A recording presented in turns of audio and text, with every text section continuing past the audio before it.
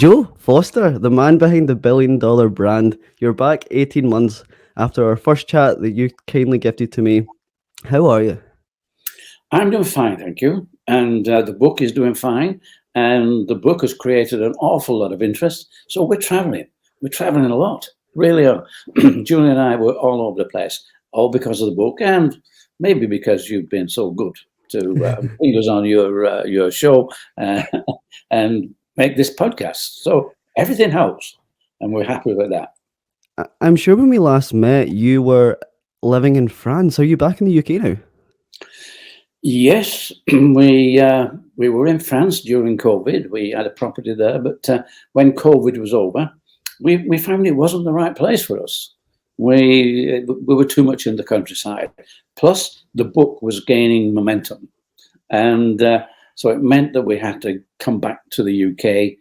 So that it's a better base than where we were in France, purely and simply because we can travel from the UK, near Manchester. We can travel from there all over the world, and we've been traveling a lot. So yes, we sold up in France. Now Julie calls us digital nomads because we just travel with the computer.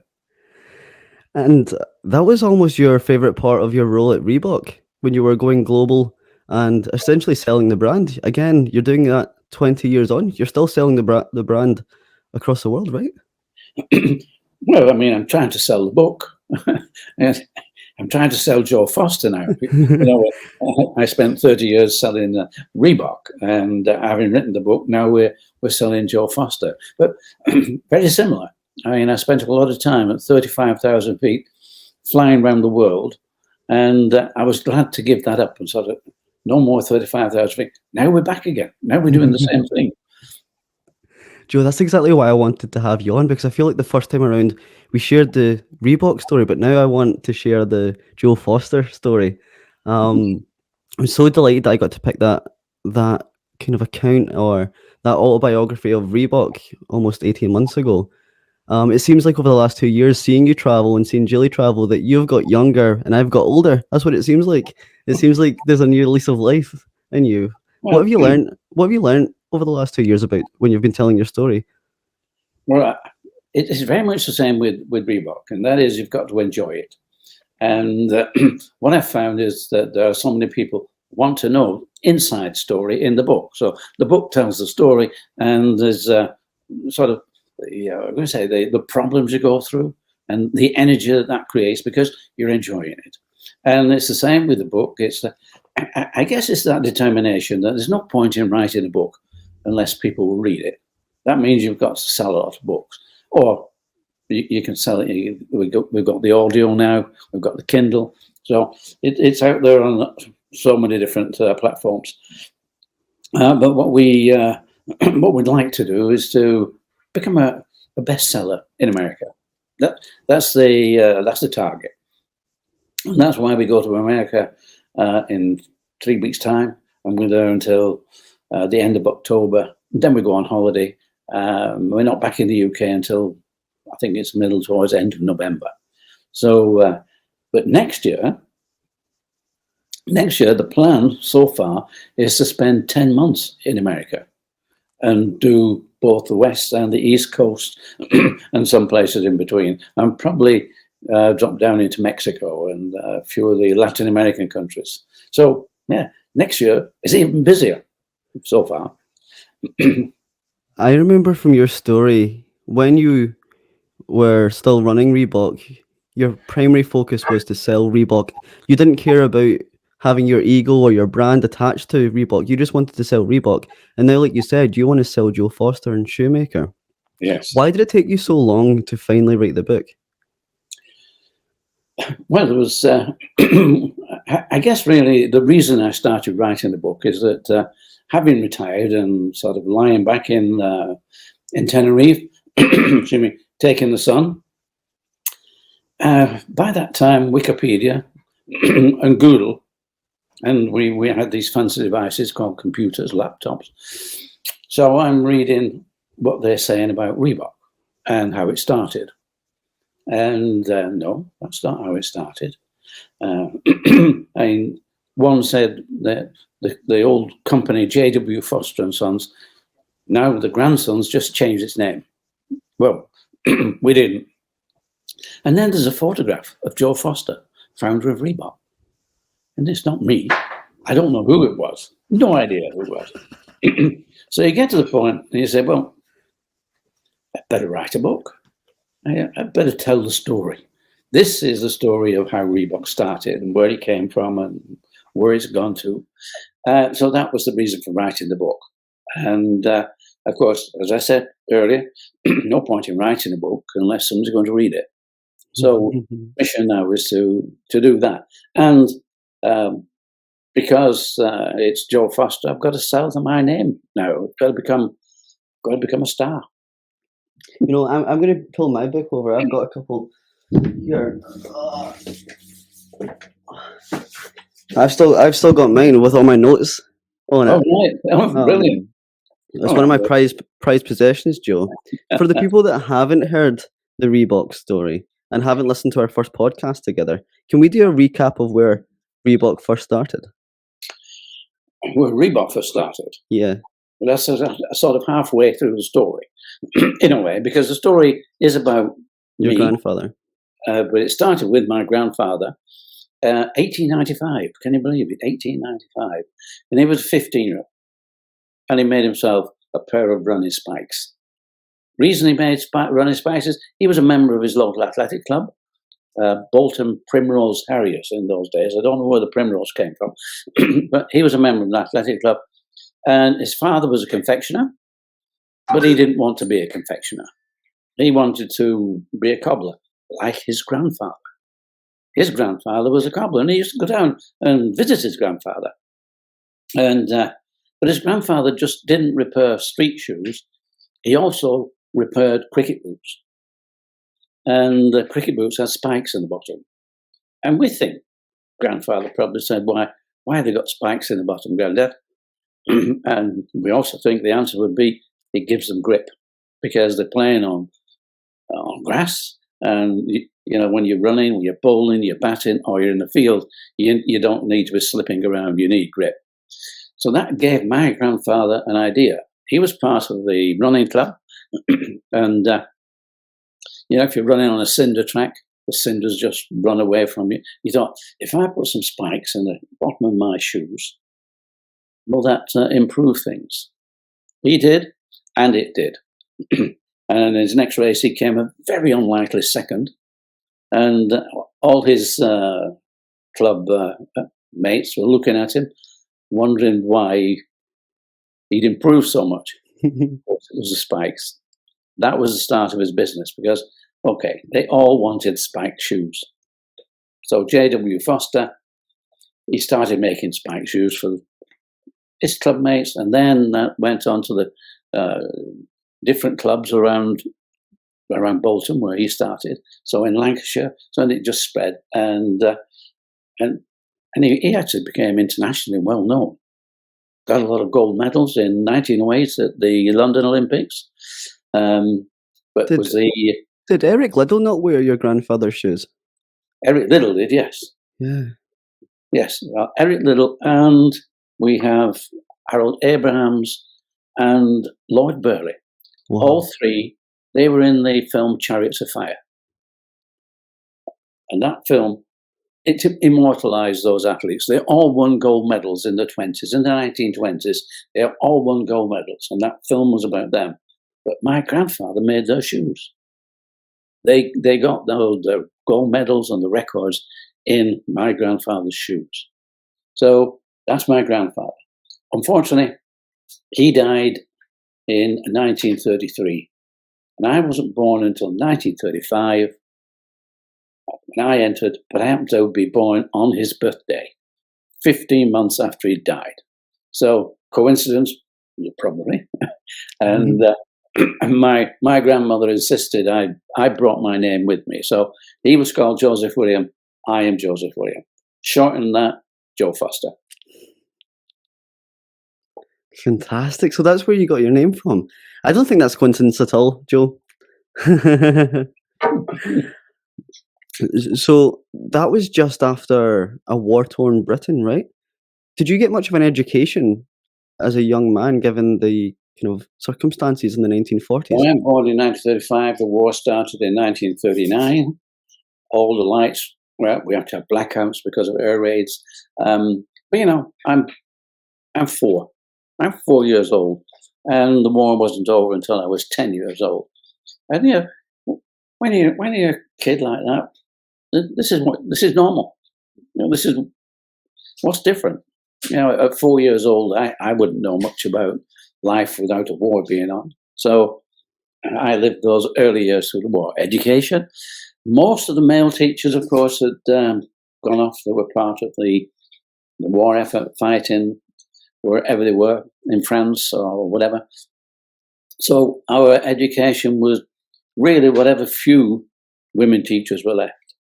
So maybe once or twice a week, we would have some education in somebody's house. We'd go to somebody's house, a teacher and a teacher. But apart from that, mother used to get books, and we would read books. So I could read fairly early in life, and it wasn't until I was 10, war was over, and all of a sudden the schools came back to life. We had education came in when I was about 10. So maybe I missed a bit of the early education, but you don't realize that when you're young. You just enjoy yourself. You know, you're out and about playing with your friends and whatever, and there are no street lights. You know, everything is dark. But, you know, probably when you're young, you can probably see better in the dark, and it's easier. It's on nice moonlit nights, of course. You know, it's great. So we have good fun. I didn't feel I missed an awful lot. Plus, we were part of the scouting organisation. When I'm young, that's being a Cub Scout, and then into Scouts, which gave us things to do. You know, it was exciting. It was good. So, you know, we had something to live for. You know, it was great. And okay, maybe I look back now and think, wow, war years. My parents must have been quite scared about that and worried about how things were moving. But again, you don't really feel that. Father was part of the Home Guard, of course, which now, when you look back on it, so these things were normal for me, normal. But education started when I was 10. When did you first become a shoemaker? Well, I guess I went to college. I studied engineering, but at 17, I went into the family business. So you could say I started shoemaking. Well, at that time, what I did, I was a clicker. You won't know what a clicker is, No. I suppose. Well, a clicker actually cuts out the upper of the shoe, cuts that from a skin of leather by hand with a knife. So I would be cutting that. The reason they call them a clicker is because when you're using that knife, it is a very sharp blade, and at the end of the cut, as you come off, it clicks. Mm.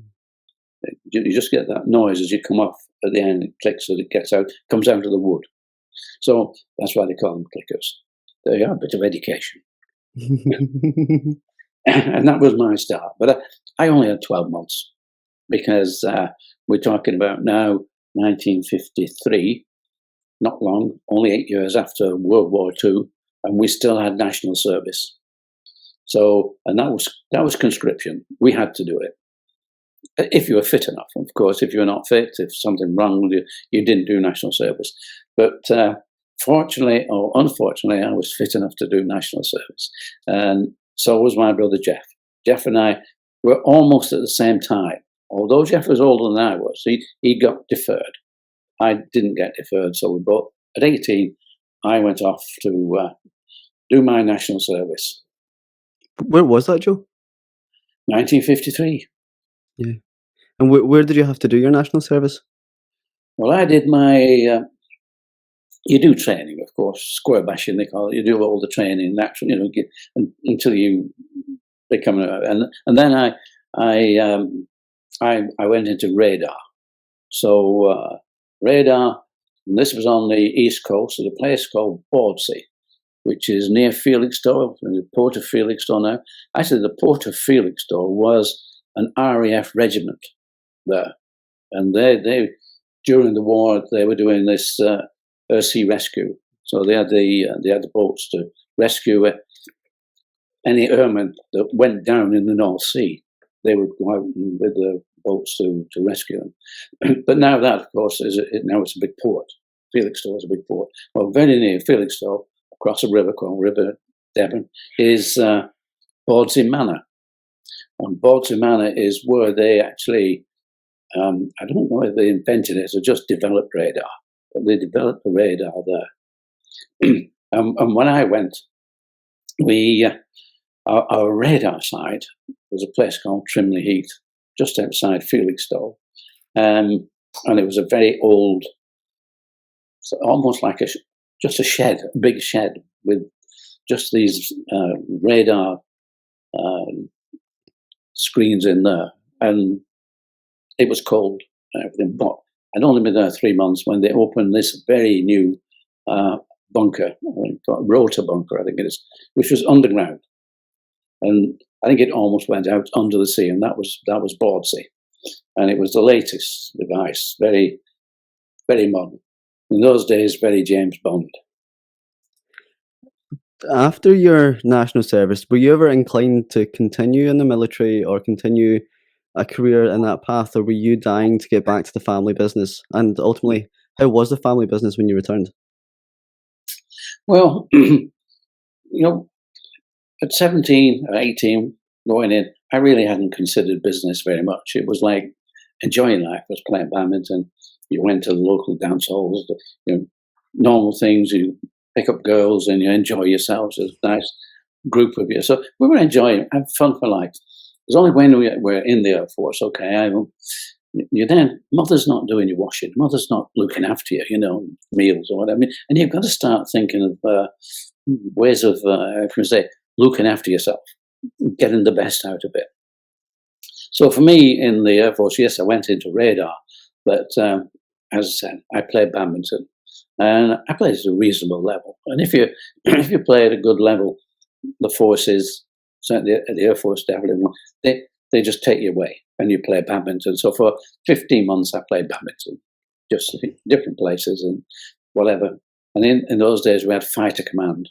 We don't have fighter command anymore, or bomber command anymore. I think they put them together and called them strike command. But I was in fighter command, so I got to play for fighter command, which was interesting. As I say, I travelled and just played badminton. And yes, when you get to the point where you're ready for demobilisation, you're coming back into civistry, they do take you in and say, would you like to sort of sign on? And if you sign on, we'll guarantee you'll be an officer and blah, blah, blah. And I said, would you guarantee me to be a fighter pilot? He said, well, we can't guarantee it, but you can take the course. I considered that. That would have been interesting. But I think that what really happens is, this is a 2-year period. And you know that the friends you've got there and the friends you make are also going through a 2-year period. So there was nothing sort of static or whatever. I didn't think that that for me was quite the right thing. And I thought, well, we'll go back home and join the family business and see where it goes from there. But being in the forces, Jeff had gone to Germany and he had seen Adidas. I was in the UK playing badminton, and when we got back, we came back to a failing company. We hadn't even thought about it before, but we come back to a company where my father and uncle, they just fighting. They just hated each other, and they're 50-50 in this company, and it was going down. It was failing. What grandfather had built, an international company. They sold to America, they sold to Yale University, 200 pairs of shoes a month were sent to Yale University. So he built this, and now they were losing everything. And of course, we tried to get them to come on. we've got to do something here. Adidas, look what they're doing. And they were almost to the point where, who's Adidas like? They hadn't really grasped the future, what you need to do in a company. And not that we were brilliant, but we saw something that this is not going to be here. Because my father said, look, when your uncle's died and I've gone, this is your company. You can do what you want with it. And I said, well, first of all, Dad, we don't want you to go. That's not the plan. But there will be no company. The company will be gone long before you are, believers, because you're losing it now. What was his reaction to that when he heard his son say that? Well, he just didn't believe it. No, we're still making shoes. Yeah, but you're not up to date. And the orders were shrinking. Like, in fact, they didn't have any sales reps. They didn't have any sales reps at all. They just advertised in magazines. It was Athletics Weekly was the big one, and they advertised in rugby because it made rugby boots as well. But beyond that, and I did suggest to my father, look, what we need is a sales representative. And I said, look, when you buy leather, how do you buy it? Well, I buy it off Mr. Hodgson. And what do you think Mr. Hodgson is? Well, he sells this leather to me. Yes, and he comes in and he sells it to you, doesn't he? Why don't we sell our shoes? Why do you wait for people to just buy? Because if they don't know you, they're not going to buy it. We're going to be losing this business. No, we're not. No. We tried. Jeff and I tried.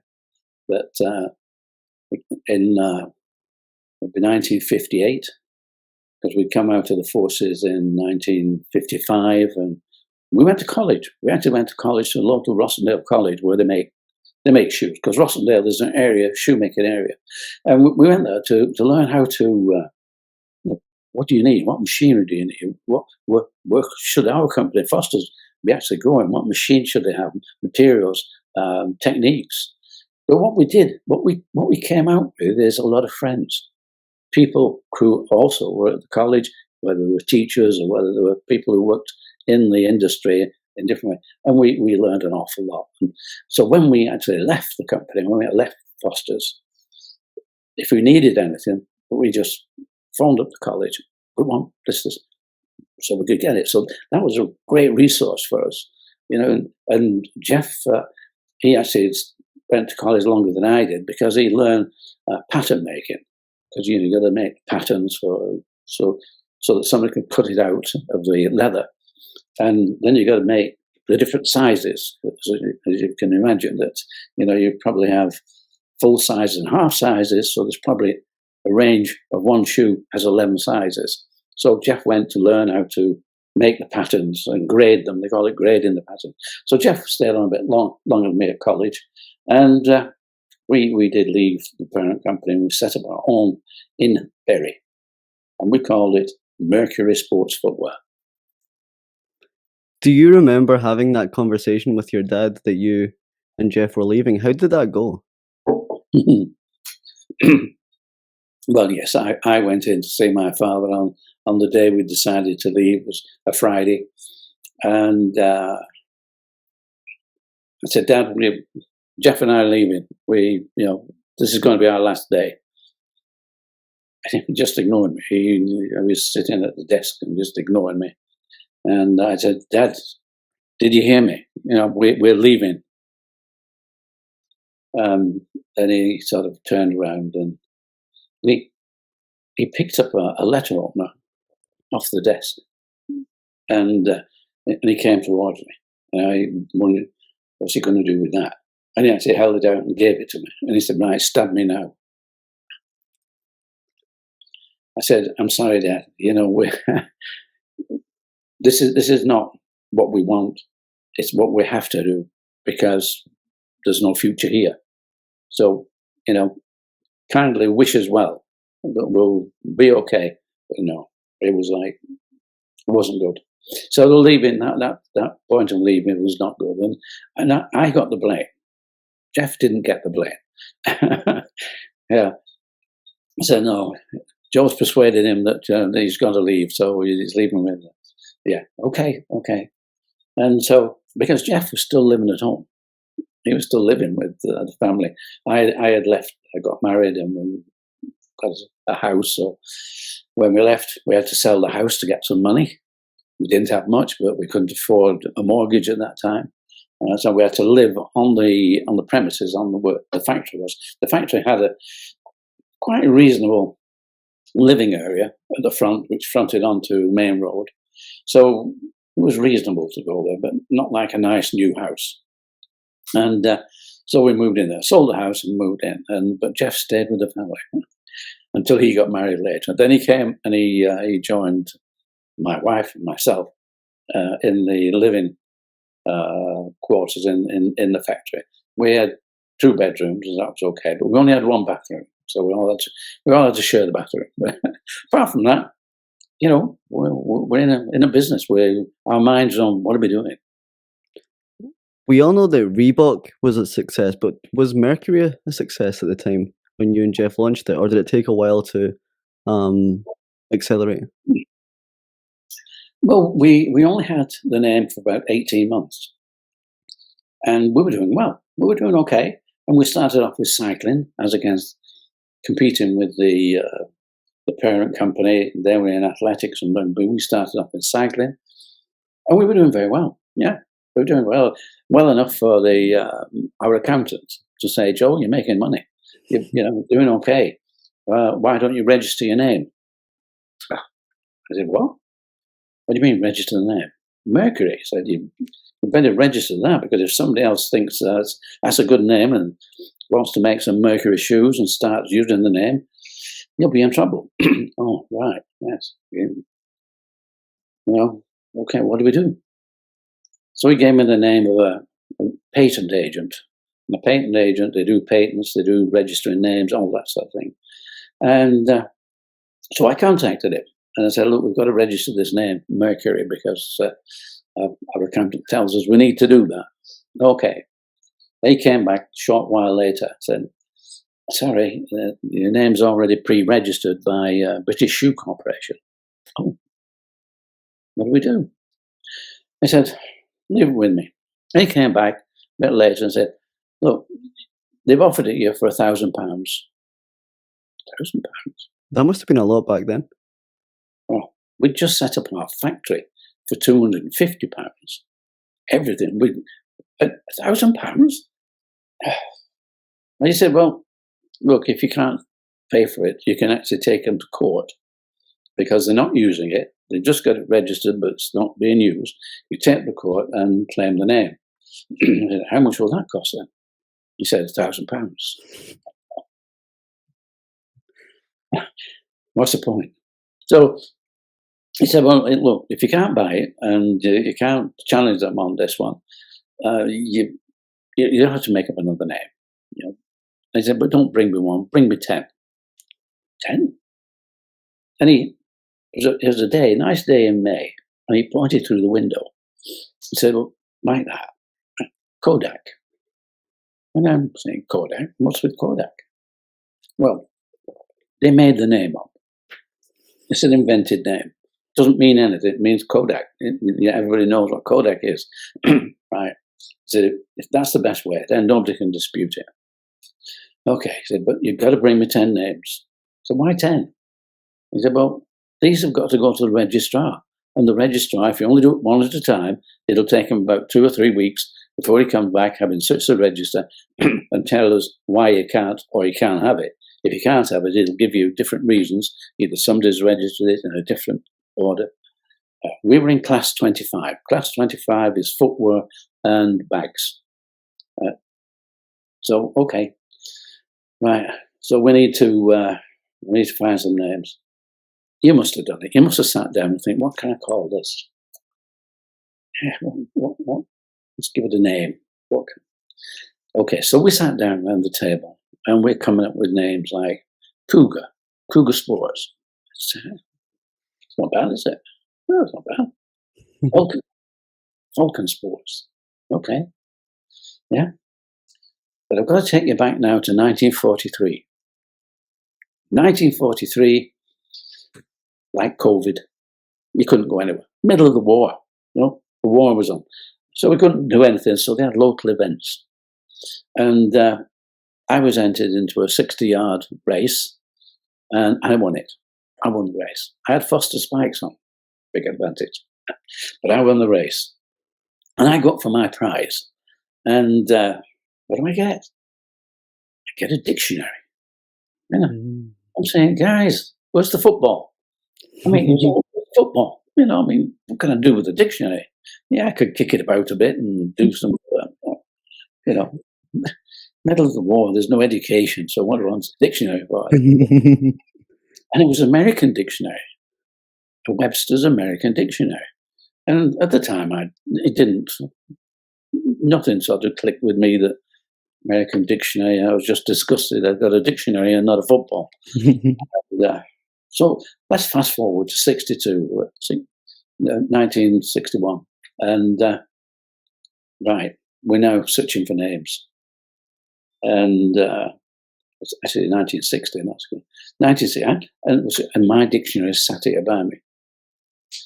And it's an American dictionary, yeah, but I like the letter R. I don't know why, but let's start with letter R. So I open my dictionary, letter R, and start leafing through. Very soon I come across R-E-E-B-O-K. Reebok, what's that? Well, that's a small South African gazelle. Wow, we're a running company. Gazelle. Top of the list. Right. So that and 10 other names or whatever. And I took it back to the agent and said, look, got your 10 names here. However, we want that one, Reebok. We've got to be in love with this.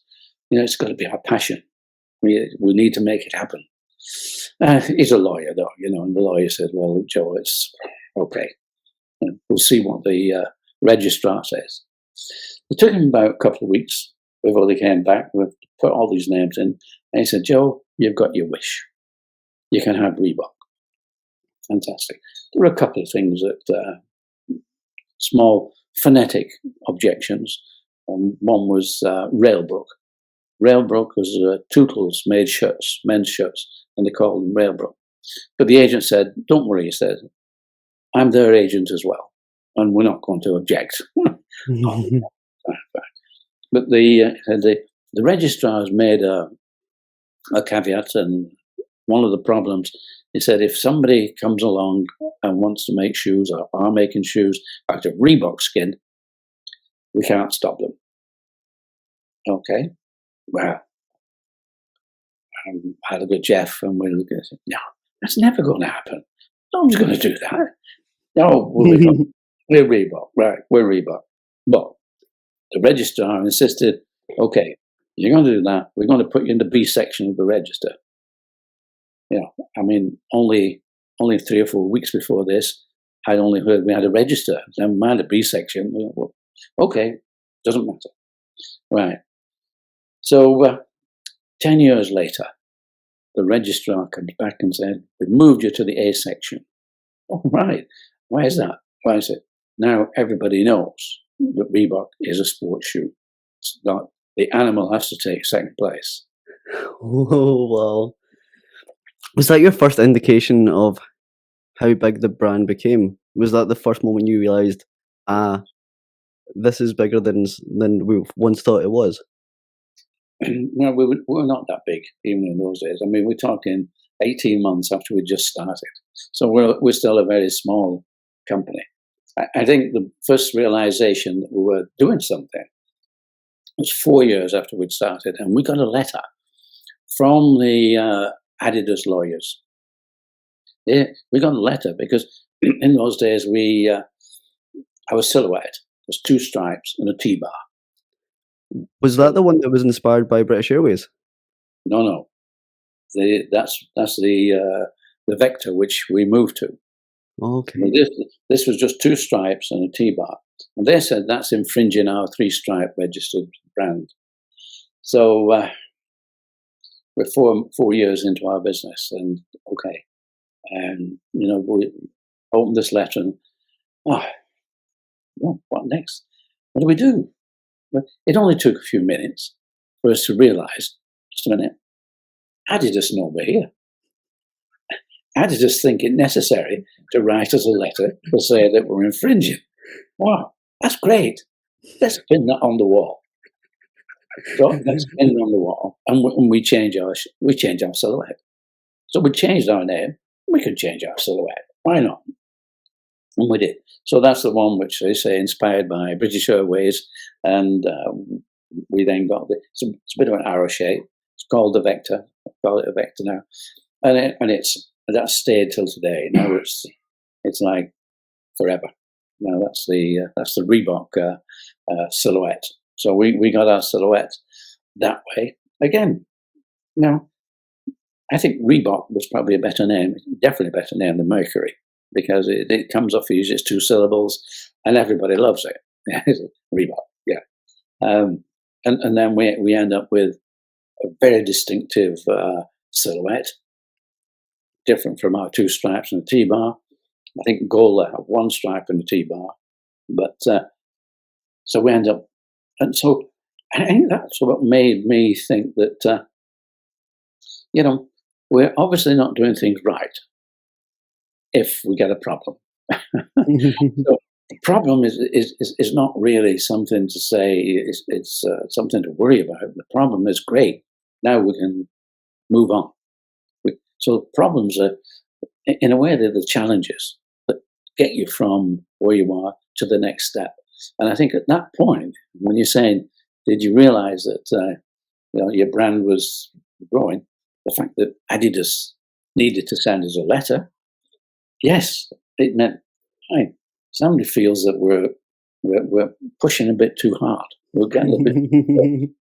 So there we are. We now have, we're 4 years in. We have a new name and we have a new silhouette. It's funny because for some founders that would have been the worst letter that they received, but for you it was such bittersweet news to the point that you almost pinned it to your wall because you were almost shoulder to shoulder in terms of dominance with Adidas. They were scared of you. They were scared of Joe Foster and Jeff Foster almost at that point. They knew you were coming. I think they were just. I think this was legal stuff that make life difficult for somebody. That's it. Make life difficult for these guys. Who are they? And so I don't think they were scared of us one bit. But they just wanted us to make sure that we had a tougher time. But given us a tougher time, they actually gave us that next step. They gave us that, and it makes you more determined as well. Yeah, I was about to say that. I was about to ask, did it make you lean into the brand a bit more? Absolutely. If Adidas believe it's there, then we should believe it's there. We should believe that we can do something with this. So yeah, and when you do meet problems, and I've met a lot of these problems, it's look, this is somebody trying to tell us we're doing something wrong. We need to change. We need to move in a different way. And I think they call it pivoting these days. I think if you go for an MBA, yes, you learn all these fancy words now, and pivoting is one of these things where you change the direction. So that was great, and we were doing good.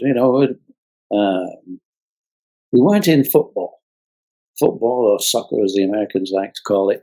We were not in there because by the time Jeff and I actually left the Foster business, Adidas had come into the country and they had taken football. They were in there. It would have cost us so much money to compete or to try and get on that level.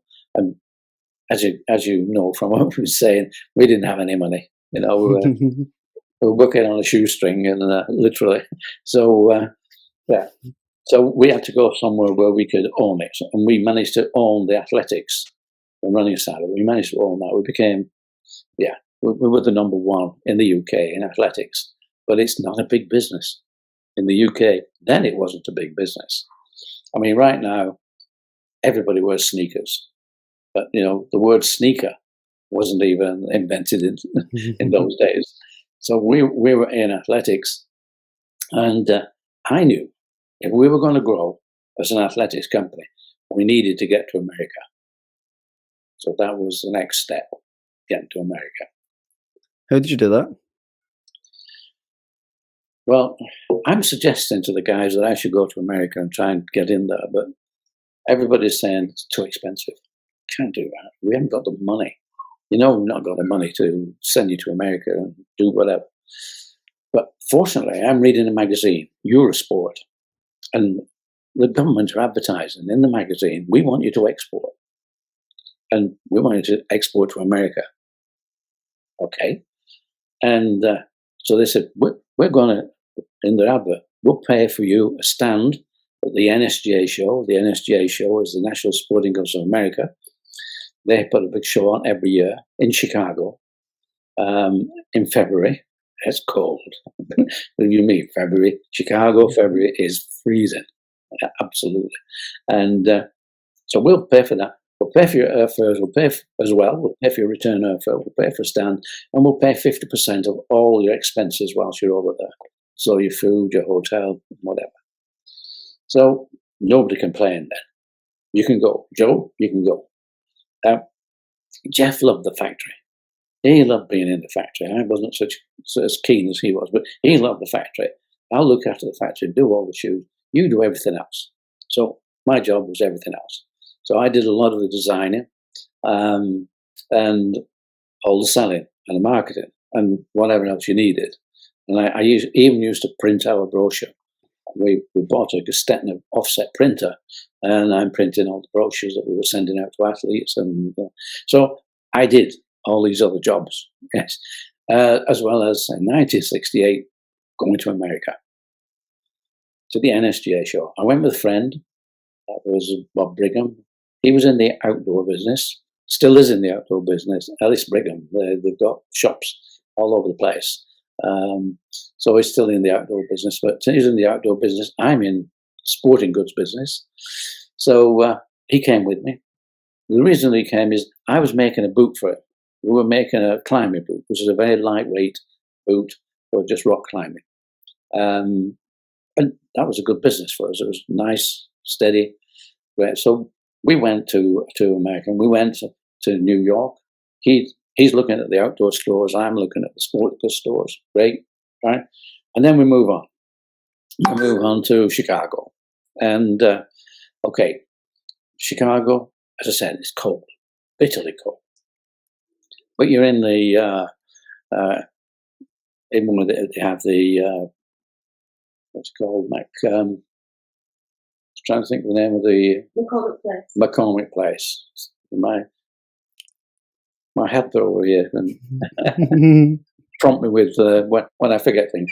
McCormick Place. McCormick Place is so big that you can actually land a light aircraft on the top of it. It is big, massive. And we have our stand. And Bob actually got an order for the boots, which was good because we made the boots, so that's great. I didn't get an order for the shoes. No. The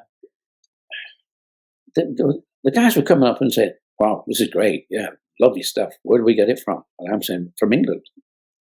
Okay, and I said, "Is that New England?" No, it's not New England. It's England, across the water. Oh, near London? Yeah, near London. That's it, bang on. I realised, no chance. Nobody's going to buy from me in England. So I needed a distributor. I needed somebody in America who would take the product and distribute it in America. We didn't have the money, and we were not able to. Nowadays, you could probably put a good thing together and get money from lots of different places and get people to back that. But in my day, it was the bank, and the banks all they wanted was collateral. And if you didn't have collateral, you wouldn't get a loan. It's as simple as that. So I couldn't set it up, and I had 6 attempts, and they all failed.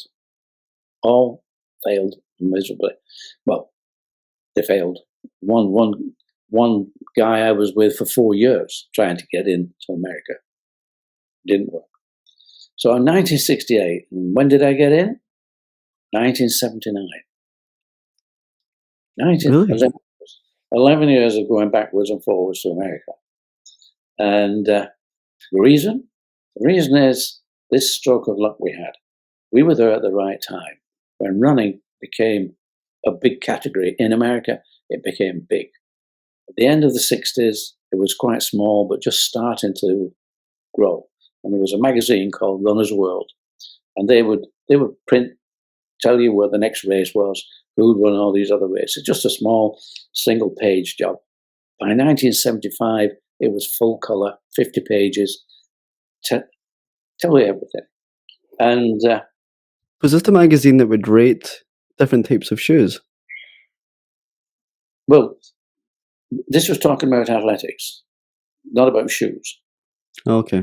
Shoe people advertised in it, but they were telling you where the next event was, where the next 5K, the 10K, where the next half marathon was, and then they were printing results. These are the people who run. So you think about this over the whole of America, there's a lot of people buying this magazine.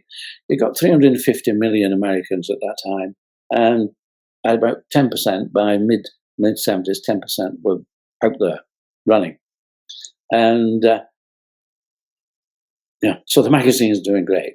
And so is Nike. Nike is growing on the back of this running boom. And we're over in England, and we're trying to grow on the American, on this American growth. We're trying to get in there. Bob Anderson, he was the publisher of the magazine, and he was doing so well that he thought he could tell everybody which is the number one shoe.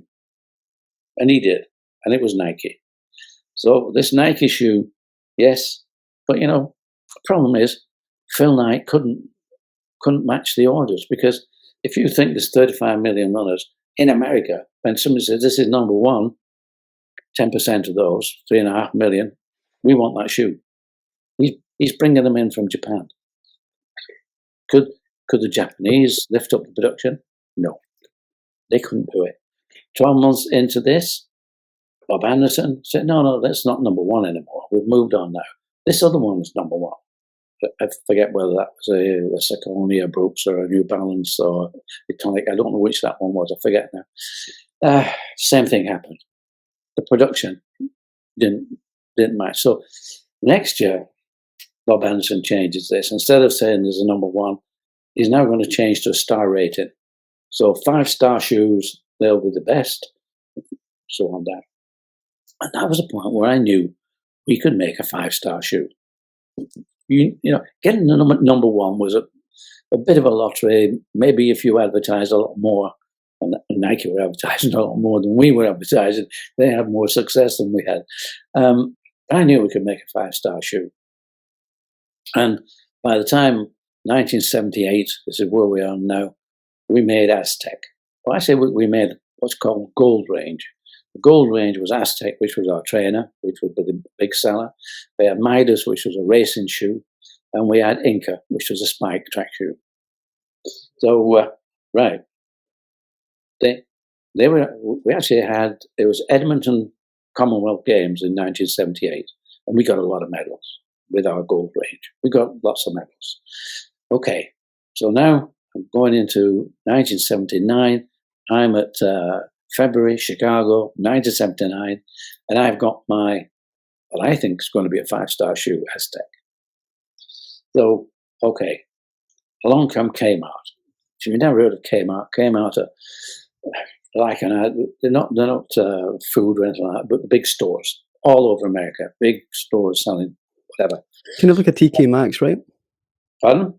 Kind of like a TK Maxx, or like an Asda for clothes and consumer goods. Something like that, yeah. Similar, but they were all over the country, and not discounters. They were just, well, I suppose they are discounters really, because they always put a good price on things, of course. And the buyer came up to me and said, we'd like to order 25,000 pairs. Oh, right. Our factory, for our small factory in the UK, that was 6 months' work. Okay, but we knew if we got because of the lessons learned on, can you supply the market if you get a 5-star shoe? So I'd made an arrangement with a company called Bata. Bata, they still are the biggest shoe company in the world, even though they're not in the UK. They're very big in India, very big in Latin America, and they've got massive turnover. So I knew the guy who was setting up their sports division, Derek Shackleton, Shaq. And he said, look, if you get a 5-star shoe and you need some help, we'll make the shoes for you. Fantastic, great. But then the guy from Kmart said, but we need a better price. Oh, well, that meant we'd got to go to Korea, South Korea. South Korea had become, this is good shoes at a better price. And I had also made contact with the agent who was in London, agent for the biggest group of shoe manufacturers in South Korea. Okay, so I think, okay, we can do this. And but towards the end of the show, Paul Feynman, he came onto the stand, and we talked. For the listeners' sake, who is Paul Feynman to you and to the Reebok brand? Well, Paul Feynman eventually was the man who became my distributor. This was my success. But Paul Feynman came onto the stand, and he was running a company called Boston Camping.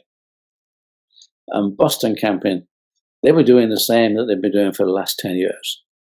Just the same business. And I could see he was fed up with that. And so we were having a talk. Yeah, he said, Joe, he said, you get a 5-star shoe. I'll be your distributor. Okay, fantastic. We're February. I've got an offer from Kmart, and Paul wants to also be our distributor if we get a 5-star shoe. In May, I went over to America to see Kmart and to see the guy that wanted to order 25,000 pairs. And reception sent me into this big shed with about 60 to 100 different buyers in there, and pointed out the one who wanted to buy my shoes. And I'm thinking, yes, this might be my first 25,000 pairs, but it might also be my last, because these people it's just money for them. You know, this is a way of making the money, and if we don't satisfy the profit on that square footage, we're out. Okay, so I moved from there and I go to Boston to meet up with Paul Feynman and meet his brother and his brother-in-law, who are part of his business, and we have a talk. Well, that's great, you know. I meet their head sales. Yeah, nice small company. This is much better than Kmart. So I leave, and now the shoe edition comes out in August. It actually comes out the last week in July. So last week in July, I picked up the phone to Paul. Said, Paul, just nip down to the local kiosk and see if the Runner's World is out, the shoe edition of Runner's World. Okay. An hour later, he came back. Joe, he said, Aztec, 5 stars. Wow, that's it. I'm in. He said, but not only that, Midas and Inca, the racing shoe and the spike, also got 5 stars. So with 3 5-star shoes, that was the difference. Over 11 years, now America wanted us. We had shoes that they wanted. So that's how we got to America. Was that a golden ticket? Did Reebok grow exponentially because of those 3 gold star shoes? No. We got into America. We got our product in there with a demand. So we were on the market and growing nicely. But we had a tech rep. Tech rep was called Angel Martinez. And Angel Martinez lived in Los Angeles, so he was the LA tech rep. And his wife, Frankie, was coming home from aerobic classes. Mm. And she was coming up with her friends, and they were really full of it. Really, wow, fantastic this. And I said, what are you doing? And they said, well, it's aerobics. What's aerobics? Well, we're actually exercising to music, and it's fabulous. Oh, really? We're so full of it. And I said, I'm going to come down to your next class, okay? Okay. He went down to the next class. The instructor, she's there with a pair of sneakers on. We're pretty sure they were New Balance, because New Balance made an all-white sneaker. Right. Half the class were also wearing the same sneaker. The other half, they were no shoes at all. They were just bare feet. And this was Arnold's light bulb moment. Why don't we make a shoe, nice, soft leather, glove leather, on a woman's last? in women's sizes only. Right. He's in Los Angeles. Paul Fireman's up there in Boston. So overnight flight into Boston, going to see Paul Fireman. And with Paul, we've got to be doing this. It's a fabulous opportunity. And Paul saying, oh, slow down. Oh, whoa. You know, we're a running company and we're doing very nicely, but we're a running company. He tried that. Whilst Paul wasn't trying to turn him away, he was just sort of saying, take your time, you know. If it seems to be doing something, we'll go for it. But Arnold didn't. He wasn't satisfied with that. He went round to the back door and he had a word with Steve Liggett. Steve Liggett was our production man. And he made a better job on Steve Liggett. Because Steve Liggett got him some samples. In fact, probably a month later, he had 200 pairs of aerobic shoes, freestyle. And took them down to Los Angeles, gave them to the instructors and to some of the girls down there, and they loved them. They loved them. And the only problem is we've made them out of glove leather. Glove leather is 0.7 of a millimeter thick. And we have used glove leather before, but we use a suede. And the suede side would take the adhesive when we want to stick a sole to it. But they were using the skin side. So they had to take the layer of skin off so that the adhesive would go in and hold the sole on. That meant that probably the shoe, the upper, was only 0.5 millimeter thick. And, of course, they were breaking away. They were just ripping, because you can actually rip glove leather just like a piece of paper. It rips. So we have that problem. But, you know, we're talking about America. We're talking about Los Angeles. The girls didn't care. They loved them that much, they went out and bought another pair. We had to cure the problem. We did. Eventually, we got to something more like garment leather, which was soft, but it stood the problem.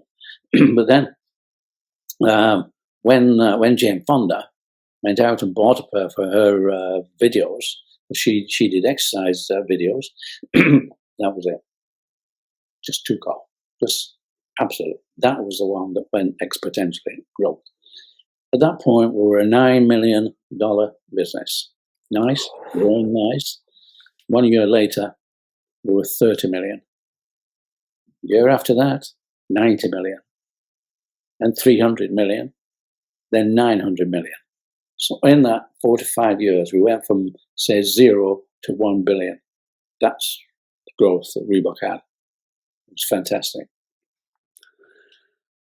Well, given the reflection of your story and starting off with your grandfather amidst a world war, when you scaled the business to $1 billion brand, did you take much time to reflect on the whole end-to-end story, or were you continually just moving forward?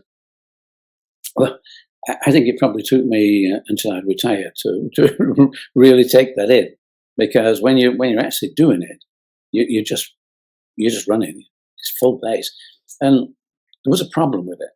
The problem was the demand was so big that we didn't have to chase orders. We were trying to stop orders coming in because we couldn't grow that quick. When you think you grow from 300 million to 900 million, you treble your business, and that's a lot of shoes. And our biggest problem was, how do we get the product to service the orders? That was the biggest problem. And again, a bit of luck came our way, because Nike, we've been doing brilliantly.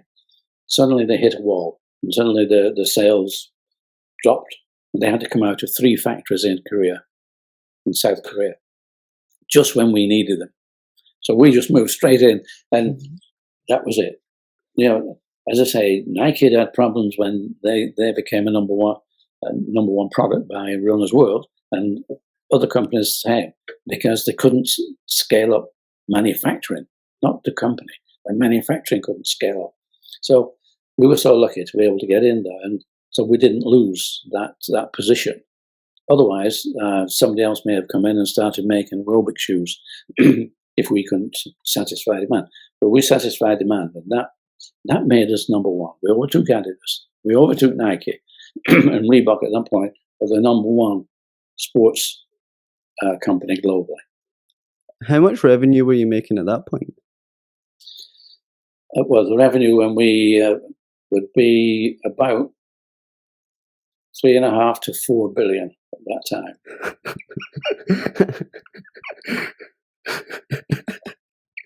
Which is that is absurd. It is absurd, yeah. But now you look at Adidas and Nike. Nike are over 20 billion. Wow.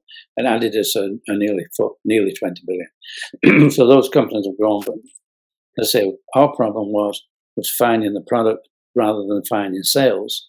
And when you get to a point where you've satisfied your product, you've then got to look to say, where do we move now? And I don't think Reebok were quite in a position to be moving into other volumes. And that's when Reebok plateaued, and that's when it was sold to Adidas. At the height of your career, Joe, what did the day in the life look like? What did? Your day in the life. Oh, my day in the life. Well, my day in the life, by the time we got to that, I was traveling around the world about 3 times a year. So I was just going around, because I was putting on all the distribution globally.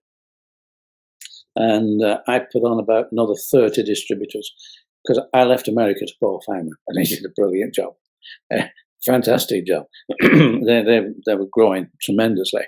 So I left America and just went around the rest of the world to get distribution globally. And reflecting on your story and the era that you grew up in, I can only imagine that role at that time, leading such a huge organization, would have been straining and stressful to your mental health. But during a time where mental health, especially amongst men, probably wasn't spoken about. How much of a toll did that magnitude of a business take on you at that moment? Well, we were a successful business. We'd been very successful. We'd grown, and it was wonderful. I think for me, the challenge had gone. Yeah, I like the challenge. The challenge had gone. So, I'm being picked up at whatever airport I was flying into in a limousine. I was taken to the best hotels, dining best restaurants. I was also running the pro celebrity tournament we had in Monte Carlo, and we were bringing people in. I've got a list here. John Forsyth, I don't remember him, from Dynasty. He was Blake Carrington in Dynasty. Linda Evans, she was also in Dynasty. Joan Collins, Frank Sinatra, Sean Connery, Roger Moore, Jane Seymour, Chuck Norris, Robert De Niro, Michael Caine, Charlton Heston, Veronica Hamill, Dolph Lundgren, he was He-Man, Robert Wagner, and Jill St. John. So all these guys, I was meeting them. We were doing everything in Monte Carlo, the pro celebrity, and but it's like you've just got to a point where you're saying, well, this isn't real. This is not real. These guys are in a different world from me. I'm a shoemaker. These guys are leading lights, A-listers. So it got to that point, and the company is that big. Now there's so many salesmen, so many accountants, so many lawyers, and a lot of people in between. Manufacturing, going to designers, everything. That for me, it was a great experience, and it was great to be doing these things. But I knew that, time to move, time to get off this this wheel, this whatever you're doing. Why are you doing it now? Because the challenge had gone. New challenge is getting that book to becoming a bestseller. I'm sure it will, Joe. I'm sure it will. Now that you have retired and you're focusing on your personal endeavours with the book, if you look at entrepreneurship in Britain, given that Reebok was probably the first of its kind in British entrepreneurship, especially in the sportswear world, does a Gymshark or someone like that inspire you? Does it remind you of a young Reebok? Oh, he's doing very well. Yes. There's a lot of space out there. People may say things are crowded. Yeah, but there's more opportunities, and you can actually you can actually obtain money better now. There are people out there. There are different ways in which you can get your money. In fact, I think most people get the money by not going to the bank. They do much different ways. And so, so financing your business, you've got a good idea, and it's working. Financing a business is easier. I've done a lot of talking at different venues and universities in particular, where they've got the MBA courses. And for these MBA courses, there's the first thing, almost first thing to say is, have you got an exit plan? Exit, yeah. And they're talking, did you have an exit plan, Joe? No. Exit plan? No. We were there to build a brand. We weren't there just to make a lot of money and just step out of it and that's it. No. There's